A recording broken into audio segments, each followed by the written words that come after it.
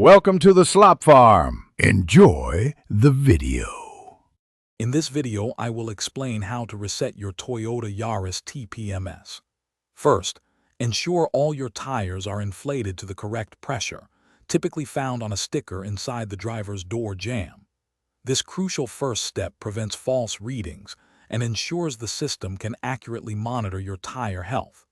Proper inflation is key for safety and fuel efficiency, so always start there before attempting any reset procedures. It sets the foundation for a successful system recalibration.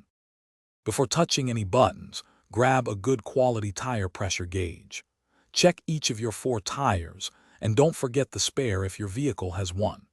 Compare these readings to the recommended pressure, usually printed on a sticker inside the driver's door jamb or in your owner's manual. Adjust each tire to the exact pounds per square inch specified. This ensures the system has accurate baseline data to work with. With your tire pressures correctly set, turn your Yaris ignition to the on position, but do not start the engine. Now, locate the TPMS reset button. This button is typically found beneath the steering wheel, sometimes near the glove compartment, or even in the fuse box area. Once you find it, press and hold the button down.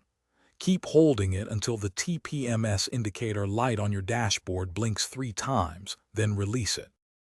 After releasing the reset button, it's time to confirm the reset. Drive your Toyota Yaris at a speed of 20 miles per hour or more for at least 10 to 15 minutes. This driving period allows the system to recalibrate and learn the new tire pressure settings. If the reset was successful, the TPMS warning light on your dashboard should turn off. If it stays on, simply recheck your tire pressures and repeat the entire reset procedure. Thanks for watching. Consider subscribing if we helped you today.